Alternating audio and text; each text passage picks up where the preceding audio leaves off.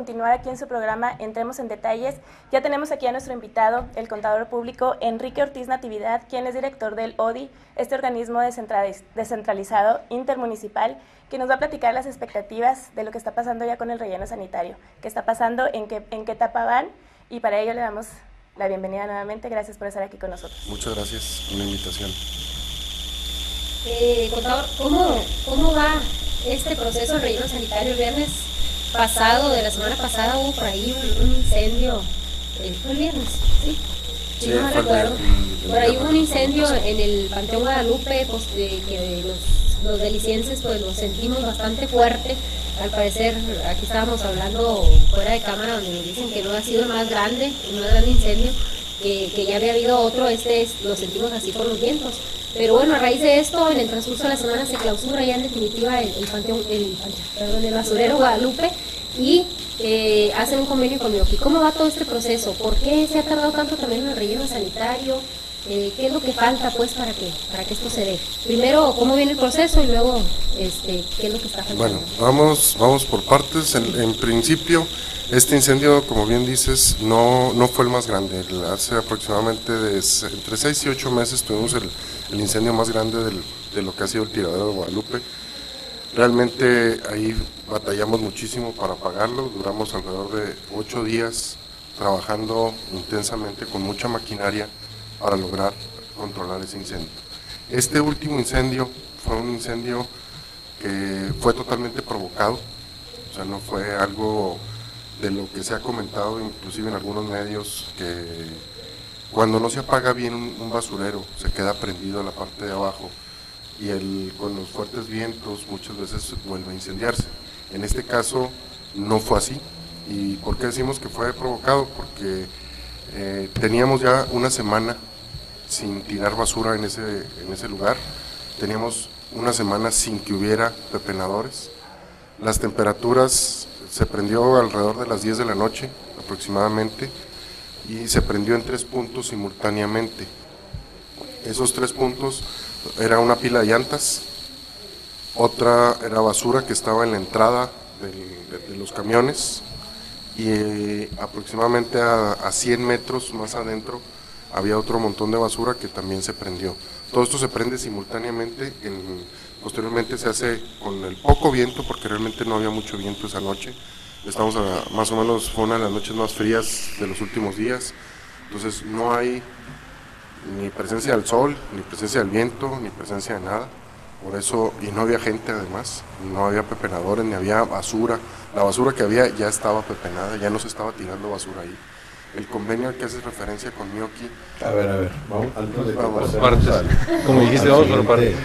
Al siguiente tema, ¿qué perito o quién les define o quién les dice que fue intencional el incendio? Por la forma en que se genera este incendio. Un incendio normalmente siempre empieza en un solo punto.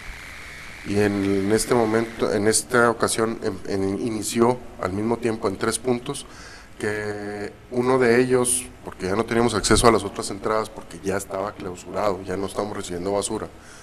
El señor Cadena, que es el dueño de uno de los lotes colindantes, ya había puesto su cerca, no había manera de entrar por otro lado, entonces no hubo acceso a la maquinaria por otros medios, por otros accesos que teníamos en el tiradero.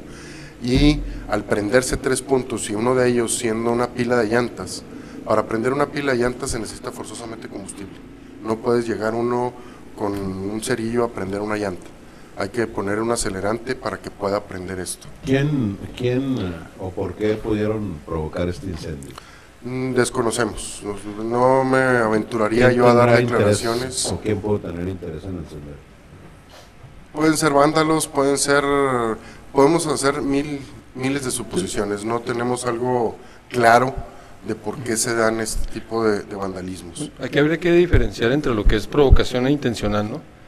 Vamos a diferenciarlo, porque un intencional es cuando una persona lo hace con toda premeditación, y provocado, bueno, alguien que sin ningún afán pudiera llevar a cabo alguna acción por descuido, por una situación que se haya presentado.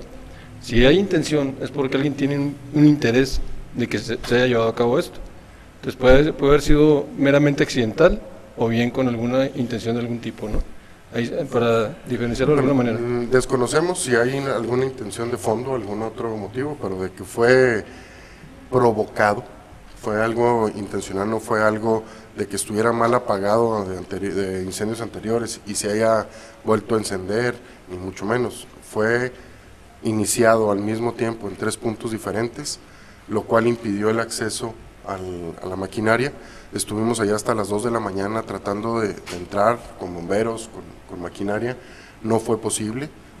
A las 2 de la mañana decidimos parar las operaciones para salvaguardar la seguridad de la gente y dejar que se quemara. Desgraciadamente, en esta ocasión, por segunda vez en los últimos 2 años, los vientos no nos ayudaron y se vino el humo para Delicias, que fue lo que causó el boom de este incendio. Realmente en estos 2 últimos años hemos tenido alrededor de 8 incendios, de los cuales no se había registrado ningún problema en Delicias. No necesariamente, ahí sí en algunos incendios tenemos que entender, muchos de los pepenadores calientan su comida ahí, hacen fogatas para calentarse la comida y muchas veces con el viento se salen de control. O bien se utilizaba mucho cuando se tiraban residuos de cables para poder sacar el cobre de los cables, prendían ahí una fogata para sacar el cobre y muchas veces se les salía de control y así era como se incendiaban. En esta ocasión sí es algo muy diferente porque no había gente, no había personal laborando ahí, fue un horario completamente fuera de las operaciones normales, inclusive de los pepenadores en caso de que hubieran estado ahí. Oye, Enrique, ¿por qué estar en sintonía todos los funcionarios que están involucrados en lo del relleno sanitario? Están en sintonía en relación a que este incendio fue intencional o fue provocado. Más sin embargo, a mí me tocó hablar con uno de los bomberos y no, dice que en las entrañas precisamente de los tiraderos o de los basureros siempre hay latente, ¿verdad? La llama o algunos ácidos, ¿verdad? Que con cualquier viento, con cualquier situación tienden a encenderse.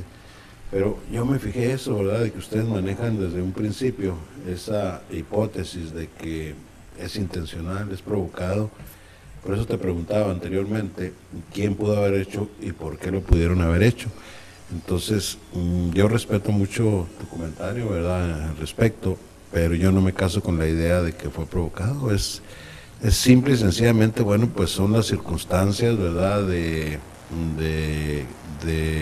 un basurero al aire libre, ¿verdad?, que no está tapado correctamente, que no ha sido sepultado completamente toda la basura, ¿verdad?, que no tiene las respiraciones necesarias. Entonces, si bien no es el de más intensidad que ha habido en los últimos años, pues sí es el que más daño nos ha hecho a ti y a mí y a toda la sociedad de Delicias, de Rosales y de Meoqui, porque hasta allá llegaron los humos, ¿verdad?, dependiendo de los vientos. Entonces, yo creo que hay que hacer algo. No ha dado la cara el titular de servicios municipales, él no ha dicho todo, ahorita lo estás diciendo tú, lo dijo otras personas, pero yo no he escuchado de Horacio Granados que ya se haya hecho pues una revisión ahí más técnica, con más experiencia, ¿verdad?, en lo de este incendio. Por eso te digo, pues yo respeto lo que ustedes dicen, pero yo no me caso con esa idea de que alguien fue y prendió un cerillito acá y otro cerillo allá y otro cerillo acá y que llevó algún químico o algún solvente para encenderlos. Pero bueno, pues esa es la versión oficial y como tal, bueno, pues sí la aceptamos.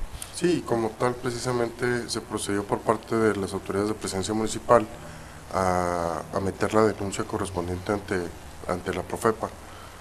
Eso se hizo el día de ayer para respaldar precisamente esto. Previo a esto se hizo un peritaje, que es lo que está comentando ahorita Manuel, y como base de las pruebas que se presentaron ante la denuncia fue ese peritaje, ¿sí? Y todo eso lo realizó. Yo estoy enterado porque obviamente tengo que ver con la basura, no con la operación del tiradero de Guadalupe directamente, porque eso es municipal todavía, pero sí estoy enterado de lo que se ha hecho, y el contador Granados ha estado muy pegado a esa situación, junto con el licenciado Alejandro Piñón de Ecología. Son los que se encargaron de ordenar ese peritaje y poder tener los elementos para poder meter una denuncia. ¿El peritaje arroja esos resultados que estás mencionando? Que fue intencional. Que fue intencional. Y el Así perito es. viene siendo ¿Qué? No, desconozco quién haya sido el perito. Sé Porque que, Horacio que hay un... Granados, yo tengo entendido que él sabe del debe y el haber, y él sabe de las cuentas. No, ¿Qué, no sé qué tipo de se perito tiene se contrata para realizar este La estudio? verdad, te vuelvo a repetir, desconozco quién haya sido el perito. No, pero ¿qué tengo tipo de los peritaje se elementos. requiere? O sea, Alguien experto en incendios. incendios. definitivamente. ¿Aquí hay en Delicias o vino de...? No, de Chihuahua. De Chihuahua.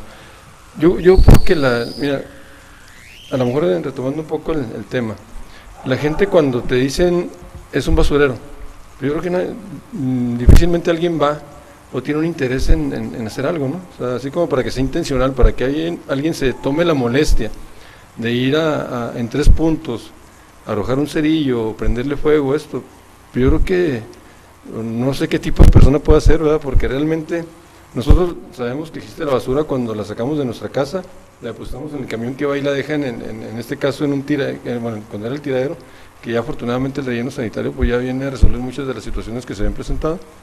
Pero que bueno, ¿quién puede tener el interés de llevar a cabo este tipo de situaciones, ¿no? Como para que un perito diga, en ese sentido, ¿no? Pueda Sí, sobre todo porque los vientos fueron circunstanciales. Sí. También esa persona no iba a saber que se al iba a hacer provocar viento, esa ¿no? noche ese incendio, se iba a causar toda esta conmoción que se causó en la ciudad. De hecho, al momento de que se inicia todo, no había viento.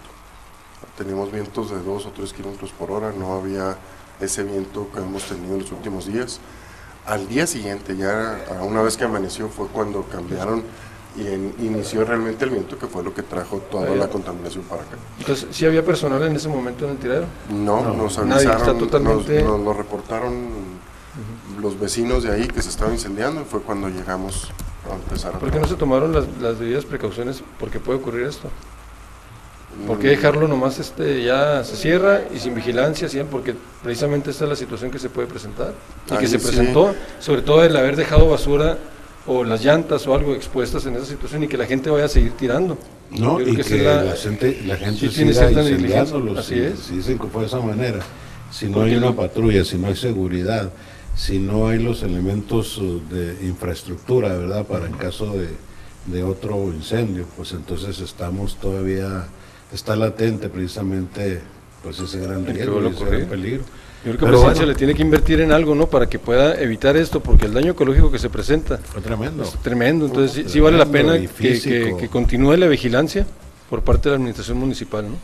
Bueno, yo creo que como dicen, ahogado el niño, tapado el pozo, van a tener que sacar nuevas disposiciones para reglamentar todo esto, pero también quisiéramos que nos platicara cómo va lo del relleno sanitario, que es precisamente para lo que le invitamos.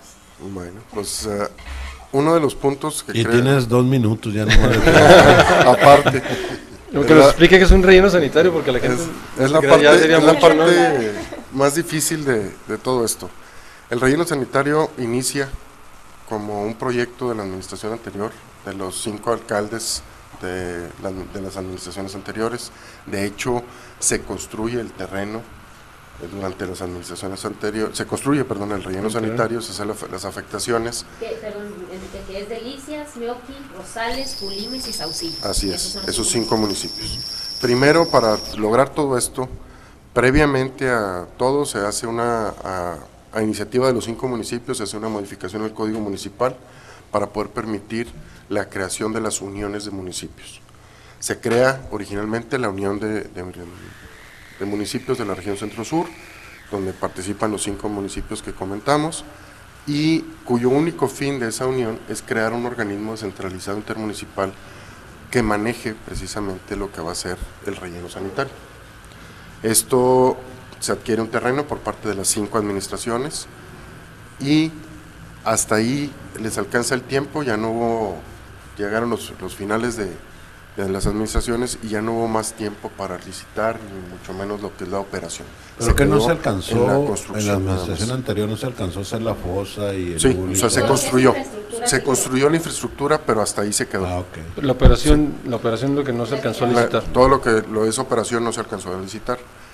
De hecho, en un principio se pensaba que entrando las nuevas administraciones iban a hacer este proceso de licitación porque estaba todo listo. Una vez que arrancaron, porque yo de hecho no estaba dentro de lo que es la administración, yo entré hasta el mes de mayo, después de 8 meses de la administración actual.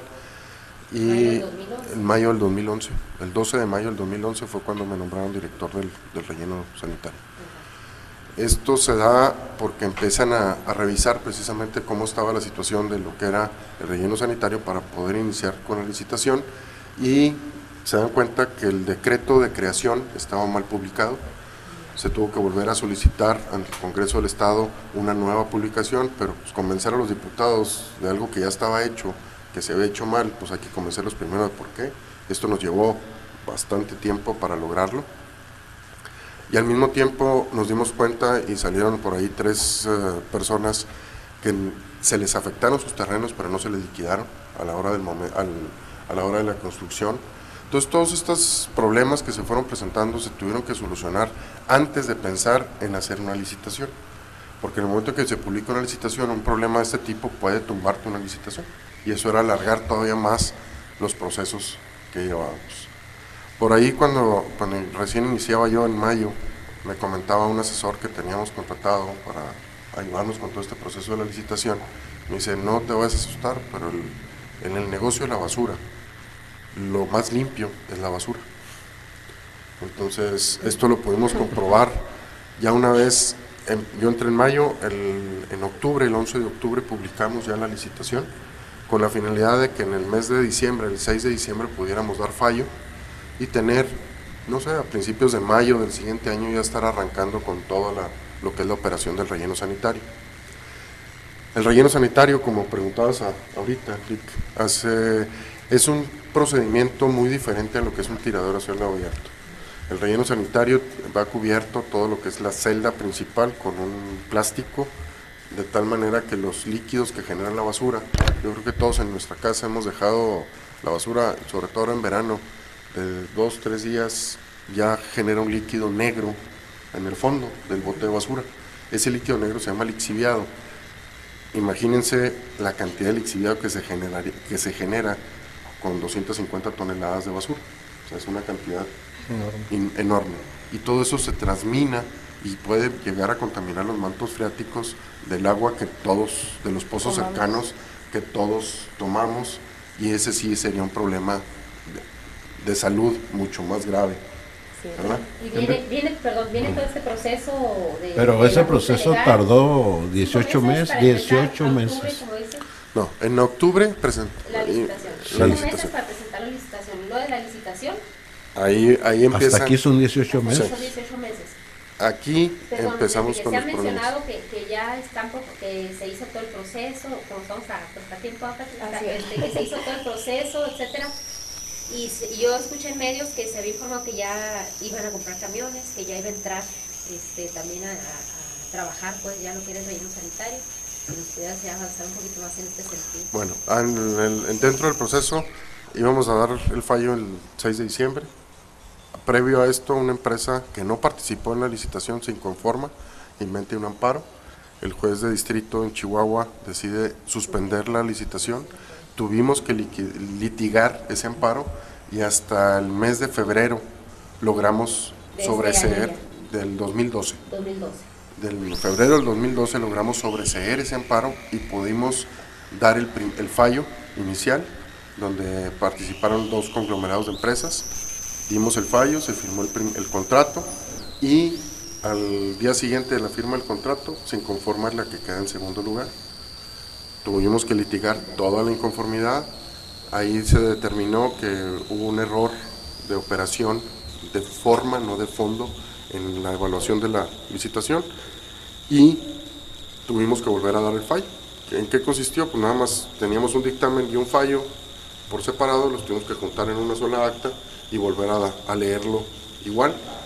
Lo volvimos a hacer, se vuelven a inconformar, y hasta el mes de julio del 2012 logramos ya dar el fallo definitivo.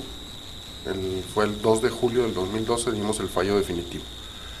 Ahí en ese momento iniciamos ya con todos los trámites que se requieren para poder formalizar el contrato definitivo, que se tuvo que volver a firmar, un segundo contrato. Se iniciaron con todos los trámites para formalizar el apoyo no recuperable que se había tramitado desde las administraciones anteriores, que fue lo que dio origen al proyecto y que es lo que da vida al proyecto. Es un apoyo de 27 millones que es lo que va a dar el arranque del proyecto.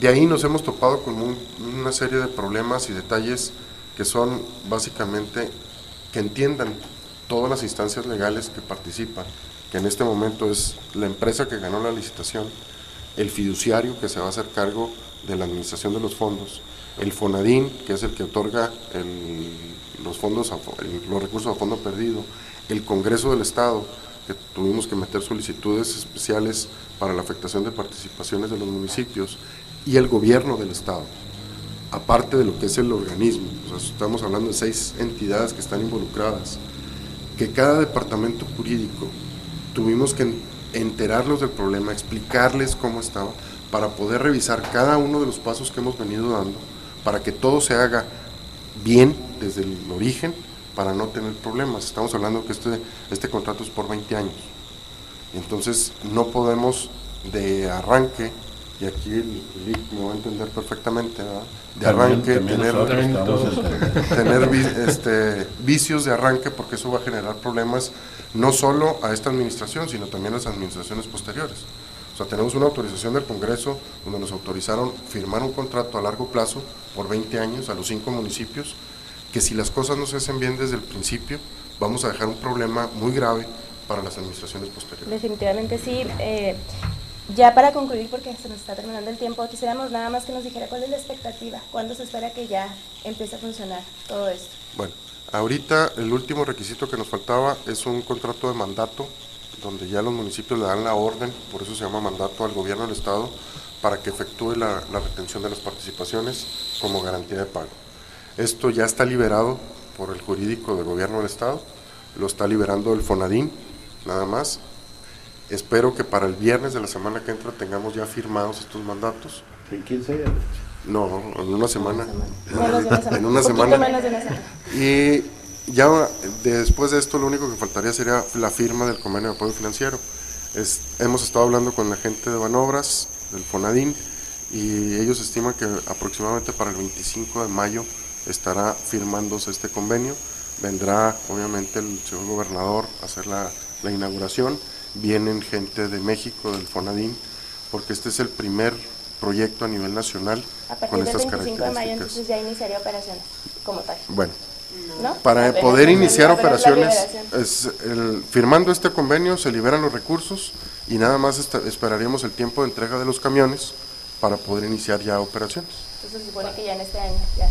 Sí, estamos hablando de que tiene que quedar listo, de hecho, antes del 11 de junio, porque es cuando se vencen los recursos. Si para el 11 de junio no aplicamos los recursos, ya los perdemos y se cancelaría el proyecto. ¿Y aplicar los recursos ya significa que arrancan en ese momento? Sí, o sea, empezamos a mandar ya, aplicar los recursos significa que firmamos el convenio de apoyo financiero, se depositan al fideicomiso y en ese momento ya la empresa puede hacer uso de ellos para empezar a comprar camiones, a comprar tractores y poder ya tener una fecha, coordinarnos con cada municipio de cuándo vamos a iniciar con la recolección de la basura de cada uno de los municipios.